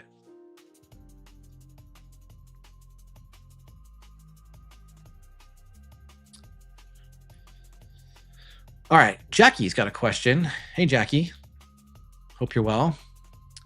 So the question is, I am so eager to start this journey. However, I always struggle to narrow down my niche because even to myself, I don't know what my interests are. I can relate to that so much because prior to starting this YouTube channel, I had no interest in like creating a YouTube channel about creating a YouTube channel. I thought that I was going to make videos about AI because I was interested and still am about all of the new things that are happening with AI. But what locked me into this particular niche of talking about growing on YouTube was the fact that I was doing all this research and learning all of this stuff, and I was getting excited about it. Like, I get excited when I learn something And then I sometimes can't shut up about it. So I'm like, well, if I can't shut up about what I'm learning, why not make videos about it? And that's ultimately the direction I went in. And what I found over time is that this sort of became a passion. And I think we're often stuck at the starting line because we think we need to have a passion first before we start. But honestly, you could take something that you even are remotely interested in. And if you feel like you can talk about it for an extended period of time, try it out. And what you might find is that it turns into your passion. You start to fall in love with it. You don't need to be in love with it on day one. It take you many months before you're like, man, this is really cool stuff. I'm really glad I'm doing this. That's kind of been my experience. Like I wasn't in love with this day one. It was just something that I was excited to talk about because I was learning it. So don't put too much pressure on yourself, Jackie. I know it's hard because everyone says to niche down, including myself, and I absolutely think you should. But maybe make content on things that you feel like you have just a good general passion or interest around, and then you see if that flourishes into something a little bit more meaningful. So you love cooking, gardening. Yeah. Maybe try a little bit of everything. Maybe make, I don't know, 4 or 5 videos on cooking and then 4 or 5 videos on gardening and see which ones you enjoy the most and put them on the channel and see if you get any positive viewer feedback on any of those videos. And that might help steer you in the right direction.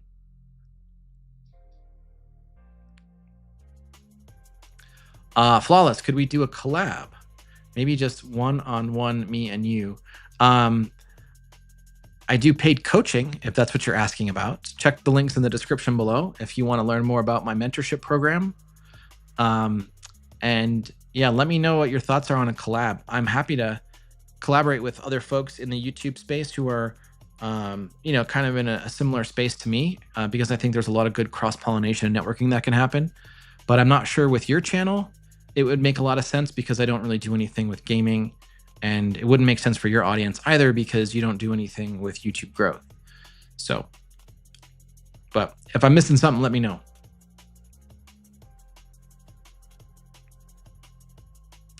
Thank you so much, Lauren. Yeah, I appreciate that. That was a bit of an experiment for me. And I took inspiration from a video that I had seen with that same title and topic. And I love the style of it being narrative and story based and having the captions be the centerpiece and then the B-roll be the supporting elements.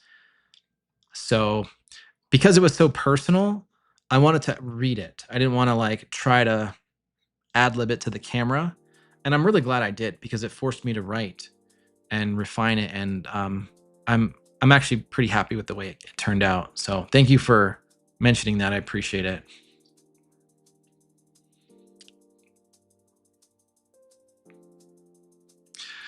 All right, let me just see if I've missed anything. You guys, thank you for hanging out with me. This is great.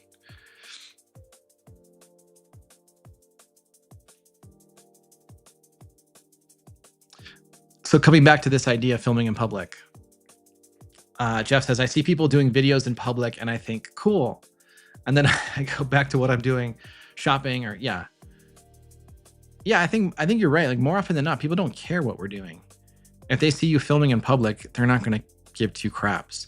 But if I notice someone noticing me filming in public, then, I start to spiral a little bit. I don't know if if you feel the same way about that, but yeah, I agree. Niching down is very important. You got to think about this too, is like, you have to almost create your own niche. Like what Mohit's doing is unique in that he's the only version of Mohit on YouTube. And then his topics are also unique because it's like shame-free, like going against the grain of like toxic gym culture. And at face value, it's hard to know if there's a lot of interest in this kind of topic. But when you're the only one doing it, it can feel like, I know Mohit last time talked about like the isolation when you're the only one doing it, but like there's such an advantage there because there's no one else to compete with. So if you can execute it the right way, and if you do it for long enough, you start to gain all of this credibility. You become like the only person. Like you're like the subject matter expert in this particular topic. Like I don't know. There's just a lot of like unique topics out there that probably are yet to be tapped that people want to hear about or see a creator talk about, but there just hasn't, that whole space hasn't blown up yet. And I feel like there's just the sky's the limit. There's like an infinite amount of topics. I mean, we just looked at a channel earlier that's doing scratch offs. I mean, what does that say about people? No offense. I think it's still a cool idea. Maybe that'll be a second channel for me. So Indiana Doug has a question. Wouldn't it be more helpful to newer creators to have more tools versus established creators? This never made sense to me. Let me make sure I'm understanding your question. Wouldn't it be more helpful to newer creators to have more tools versus, are you talking about like YouTube tools? Like in the YouTube studio? Doug, if you're still with me, let me know. I don't know if that's the question that you have. But I think as you guys know, in the YouTube studio, oftentimes you don't have all the data that the larger channels have because there's not enough data to really present out on yet. And yeah, gaming channels are crazy competitive. That's a space I wouldn't want to dabble in. And plus, I think the monetization options in gaming are a lot harder. Like the AdSense revenue is not very good. Maybe there's good sponsorships opportunities, but it just feels like it's very, very saturated. It'll be hard to stand out.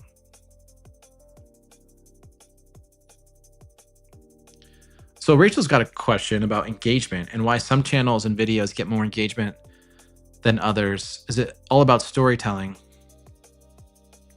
I think that's part of it. I don't know if I have a definitive answer on this, but I would suspect that a part of it is the way you make somebody feel when they watch your video. So if you can tell a good story that connects with people emotionally, personally, if you can talk about shared experiences that people are like, oh yeah, that's happened to me, like they may be more apt to comment. I'm not a big fan of bugging people during the video to like and comment and subscribe. My sense of it is if they like you enough, they're going to do those things anyway. And you shouldn't have to probe them to do it. So I know some people will say, ask a question like, hey, leave a comment below. I'd love to know your thoughts on this. And I'm guilty of this. I do this all the time. I will bring up a rhetorical question in a video and ask people to leave a comment. And sometimes it works, but sometimes it doesn't. So, but I think, Rachel, I think the biggest thing is just how you make people feel.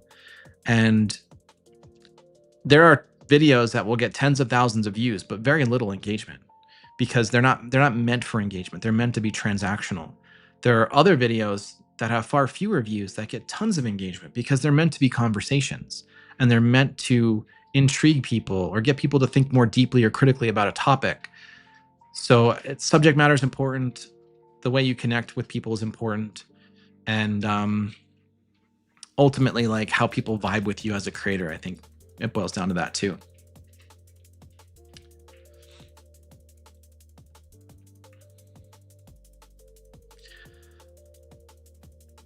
Oh, I think I'm catching up here.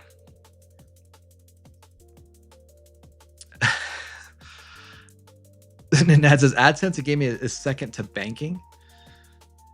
I don't know if I understand. Banking is like I know finance AdSense is great. So if you make videos about investing, real estate, stocks, crypto, I think those are high RPM niches. Some people can make, I mean, in the gaming niche, like $2 per 1,000 views. And then in some of the higher RPM niches, it could be like 20 to $30 per 1,000 views.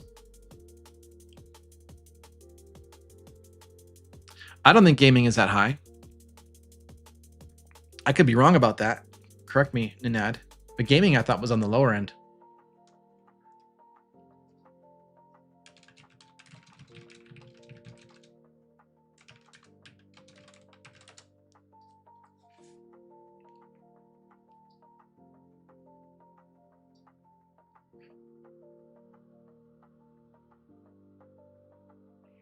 Yeah, I think, well, again, take it with a grain of salt. This is ChatGPT basically saying gaming RPMs average $1 to $3. And then the higher value niches, finance, tech, $7 to $20.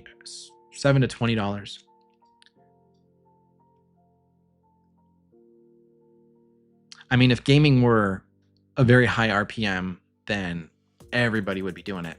I mean, everybody is doing it.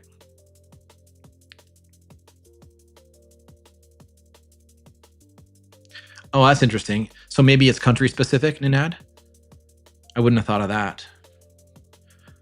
Targeted ads on gaming channels because it's getting in front of younger people. That's interesting. I hadn't thought about that. But in the US, gaming channels don't make a ton of money on ads. Question from Encouragement Seeker. Do you know what the circular arrows with a plus sign at the center mean? I see these on shorts with a number underneath. Are you talking about in the chat?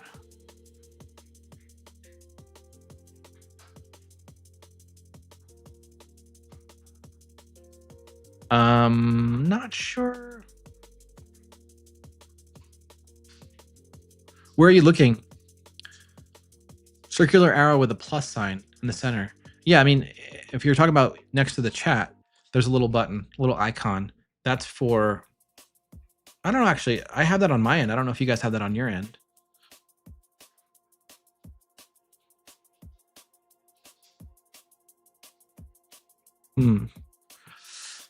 Yeah, I don't know if I know the, I don't know if I know your question. See these on shorts with the number underneath. Let me look. Give me 1 second.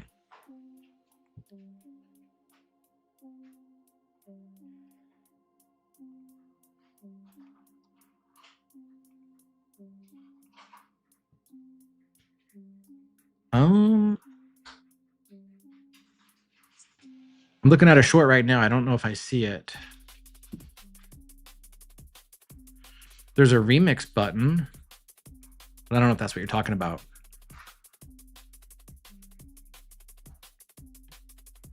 Yeah, sorry, Encouragement. I'm not really sure. Okay, C-Spray Films has another question. How important is style entertainment value? Some people seem to do really well with simple talking head stuff. Any tips on becoming more engaging? That is a hard one, and that's a really good question. Because I think you can have success in a lot of different ways and a lot of different styles.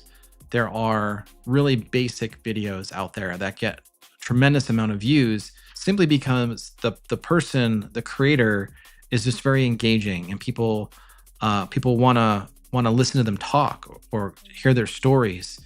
So I don't think anyone's style is necessarily better than another style. And I also feel like the format or the style of the video really depends on the niche and your willingness or desire to connect with your audience. So if you really want to connect with people, then having those simple talking head videos or a simple walk and talk video is a good way to do that. If you do faceless stuff, you can still tell a really good story, but people won't get to see your facial expressions. So they don't necessarily connect with you like person to person. They might connect with your story, but it's harder to connect with you, if that makes any sense. If you are like doing just captions or an AI voice, then that's probably the least effective way to connect with other people. But as far as like tips to becoming more engaging, I think I'm not sure if that's the right way to think about it. And hear me out on this. And I could be dead wrong about this, but I don't think the point is to become more engaging. I think the point is to become more yourself. And oftentimes when we're new and we're just getting started, we sometimes put on a front, like we have a guard up, or we try to be somebody that we're not. And sometimes people can see through that, and that can get them to click away or get them to not connect with you. So the more you do it, the more you practice it, I maintain, the more relaxed you become. And the more your true person comes out, your real communication style, the real words that you use, your real humor, your real quirks, your real stories, your lived experience, all that stuff tends to come out over time. And that's what attracts people to creators, I think, is just getting to know somebody on a deeper level versus just like the everyday YouTube crap that we deal with. So I think the goal isn't to become more engaging. I think the goal is to become more yourself. And then you yourself as a person is what keeps people watching. Does that make any sense at all? And let me show you an example, because I'm actually going to make a video on this one creator. So check this out, you guys. And I think you've probably seen me talk about her before. I can't spell gardener. Gardener. Yeah. All right. So this is Jess. I want to introduce you to Jess. I don't know Jess personally. I've only been acquainted with her YouTube channel for a little while now. But I'm going to call out a few things. She has 20,000 subscribers on her channel. Okay. She has a lot of videos. She posts like 150 videos a year. And I think in the summer months, because she's a gardening channel, she probably posts more frequently. She doesn't do shorts. She doesn't do playlists. She doesn't do community posts. She has 2 community posts and 2 shorts and playlists that she doesn't update. She only does long form videos, and her videos are between like 25 and 50 minutes long. Okay. She's essentially on camera talking about her garden, her lawn, all the different activities she's doing as it relates to maintaining her property. She's not overly energetic. She's not overly funny. She's just herself. And she's grown this channel to 20,000 subscribers. And if you look at her titles and her thumbnails, she's not doing anything clickbaity. There's no captions in her thumbnails. She's not reaching out and trying to grab for your attention. And I'm going to speak, hopefully I'm not incorrectly speaking on her behalf, but she probably doesn't give 2 shits whether you click on her video or not. My sense of it is she would be making these videos whether nobody watched or not. And that is why people watch her, is because she's unapologetically herself. She's showing up every couple of days with a brand new video. And if you look, her videos get 10, 15,000 views on a subscriber base of 20,000. I would guarantee you like 80% of these views are returning viewers, people who've been watching her for a long time. And so I share this because, one, it's an example of giving the middle finger to all the YouTube guru advice that's out there, including the ones that I give. You can totally grow on YouTube however the heck you want. You can do this on your own terms, in your own way, without following a single piece of advice or tips from a YouTube guru. You just have to be passionate and consistent and unapologetically yourself. And people will find you and they will rally around you. And that's how you'll get a following of really dedicated and diehard people. So look, I'll put a link for hers in the chat here. I would encourage you to poke around at some of her videos. And the question I would ask you is, how engaging is she? And then reframe that question. Does she need to be engaging? And the answer is no. She just needs to be herself. And that's what's making her successful on YouTube. So that was a bit of a drawn out response to that. Let me check the chat, you guys. Hold on.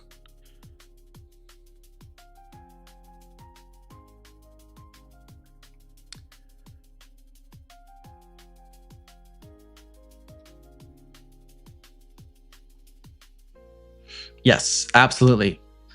I like what you said, the last sentence. On the flip side, genuine authenticity is attractive. Yeah. 100%. The sneaker teacher, hello. Here's a question.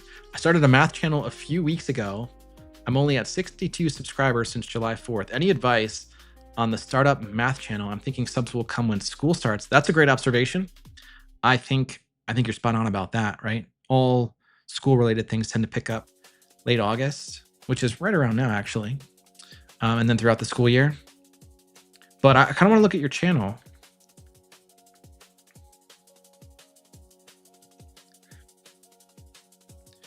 So let's take a look. We got the sneaker teacher.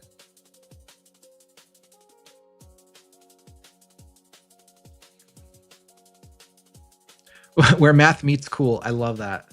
Oh my gosh. That should be up here in your banner, where math meets cool. But by the way, 62 subscribers is pretty good for having just started. Yeah, you're a month in.